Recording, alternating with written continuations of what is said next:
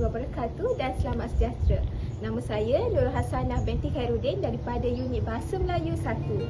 Jadi apa tunggu lagi? Jom saksikan video saya. Jadi di sini saya ada menghasilkan satu bahan pengajaran iaitu diberi nama gula-gula suku kata. Okey, bagaimana gula-gula suku kata ni dihasilkan? Untuk menghasilkan bahan pengajaran ni saya telah menggunakan beberapa kotak dan juga kertas warna. Okey, apa tujuan saya menghasilkan gula-gula suku kata ni? Gula-gula suku kata ni sebenarnya adalah satu bahan untuk membantu murid menguasai kemahiran literasi menulis pada peringkat mekanis. Yang mana dekat sini kita akan bantu murid untuk mengenali setiap suku kata. Macam perkataan kuku ni, kita bahagikan kepada dua suku kata iaitu suku kata ku dan ku. Jadi murid akan mengenali setiap suku kata tu dulu sebelum dia memahami sesuatu perkataan. Jadi bila dia tulis sesuatu perkataan tu atas kertas, dia mudah untuk ingat apa yang dia tulis sebab dia tak tulis satu perkataan tu terus, tapi dia ingat melalui suku kata yang telah dibahagikan. Dalam bahan pengajaran saya ni juga saya ada sertakan gambar ataupun grafik. Grafik ini untuk membantu murid itu lebih faham apa yang dia baca, apa yang dia tulis. Okay, jadi untuk cara bermain gula-gula suku kata ni, mula-mula saya akan letakkan satu perkataan dekat tengah ni. Lepas tu murid-murid akan diberi beberapa suku kata dan dia kena lengkapkan gula-gula suku kata ni dengan suku kata yang betul mengikut perkataan yang saya letak ni. Jadi apabila dia dah letak macam ni, dia akan tulis pula perkataan ni dekat atas kertas garis 3 untuk membentuk satu penulisan yang tepat dan mengikut huruf yang betul.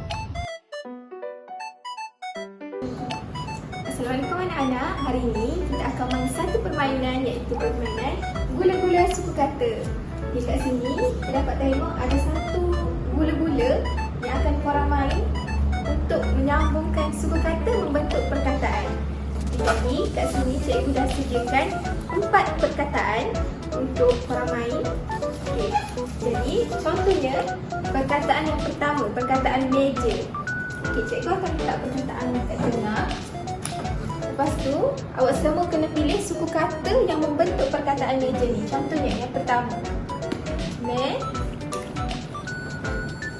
dan ja. Suku kata ni akan melengkapkan perkataan meja seperti dalam suku kata gula-gula ni. Okey. Lepas awak semua dah tampal dekat gula-gula ni, awak semua kena tulis balik perkataan meja dekat garis yang cikgu dah sediakan. Okey, cikgu bagi contoh, awak kena ikut setiap garisan ni.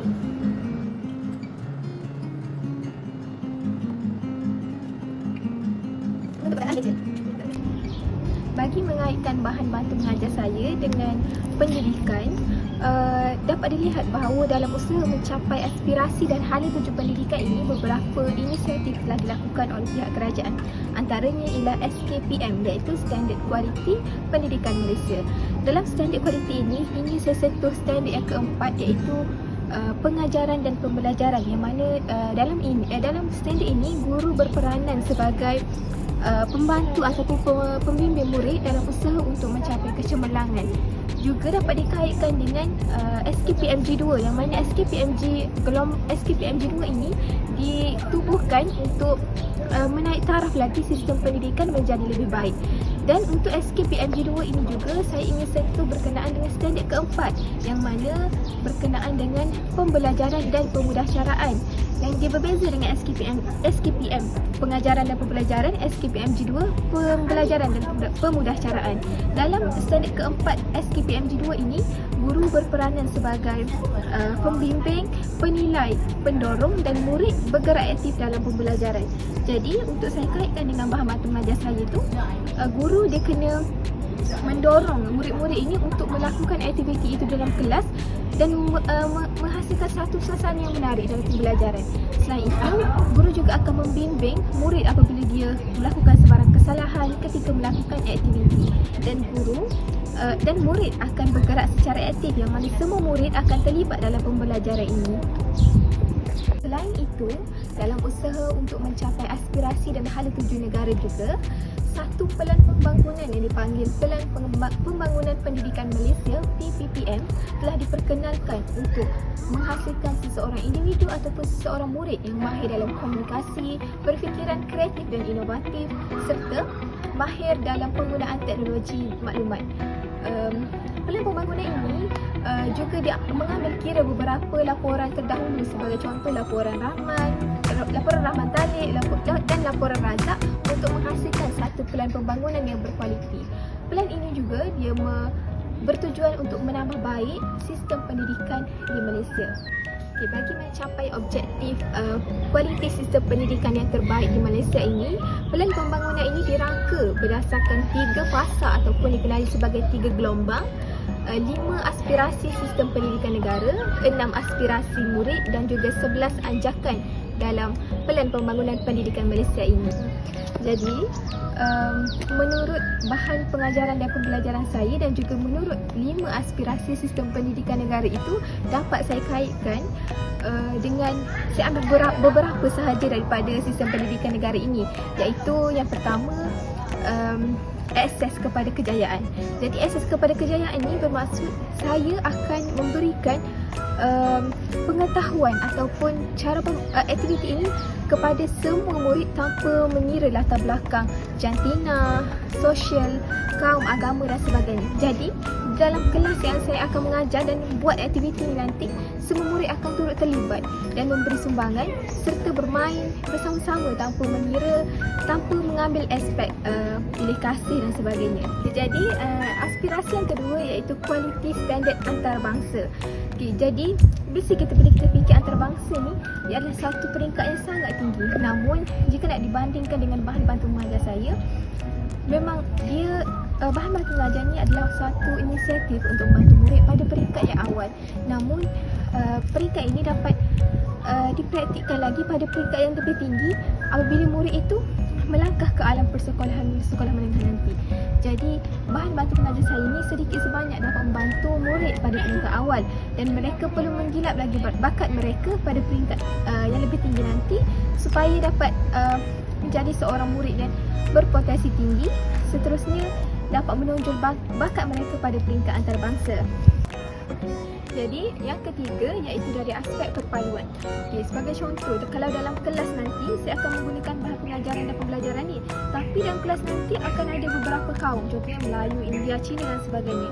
Jadi aspek perpaduan ini dapat dibentuk jikalau saya melaksanakan bahan pengajaran dan pembelajaran ataupun aktiviti ini secara dalam kumpulan, dan dalam kumpulan tu saya gabungkan mereka dengan berbilang kaum. Dengan itu, untuk menghasilkan atau melaksanakan aktiviti ini secara tidak langsung, perpaduan antara mereka dapat dipupuk antara satu sama lain. Dan yang terakhir bagi aspirasi sistem pendidikan negara ini ialah kecekapan. Kecekapan ni maksud apabila mereka berusaha untuk menyelesaikan aktiviti yang saya jalankan ini, ia akan membentuk satu sifat kecekapan yang mana mereka kena fokus dan faham tentang apa yang diajar. Namun jika ada beberapa kesalahan yang dibuat semasa aktiviti ini dijalankan, gurulah yang akan berperanan sebagai pembimbing untuk murid menambah baik prestasi mereka menjadi lebih baik dan meningkatkan kecekapan dalam membentuk seseorang murid yang berpotensi tinggi. Dalam pembangunan pendidikan di Malaysia ini juga, dalam ini juga terselit 6 aspirasi murid. Namun untuk mengaitkan dengan bahan bantu mengajar saya, suka untuk saya kaitkan dengan 2 daripada 6 aspirasi ini sahaja, iaitu yang pertama, pengetahuan. Pengetahuan ini sangat penting dalam kalangan murid sebabnya terutama sekali pengetahuan tentang kemahiran literasi dan numerasi. Literasi dan numerasi ini merupakan kemahiran asas yang perlu ada dalam setiap murid sebelum dia melangkah ataupun mempelajari kemahiran yang lebih kompleks pada masa akan datang.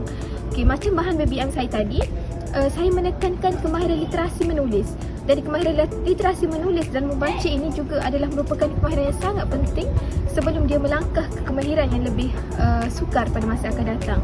Dan yang kedua, dari aspek berfikiran ataupun dari aspek kemahiran berfikir. Dalam aspek kemahiran berfikir ini, murid akan menggunakan proses kognitif ataupun menggunakan otak mereka untuk menyelesaikan aktiviti ataupun masalah yang ada dalam bahan pengajaran itu. Okey, apabila murid itu berfikir ataupun menggunakan otak mereka untuk berfikir, ia adalah satu proses yang mana mereka boleh memperoleh ilmu pengetahuan serta menjana pemikiran yang lebih kuat. Serta apabila murid ini kerap berfikir dalam melakukan sesuatu perkara, dia boleh menghasilkan satu pemikiran ataupun idea yang lebih kreatif dan inovatif.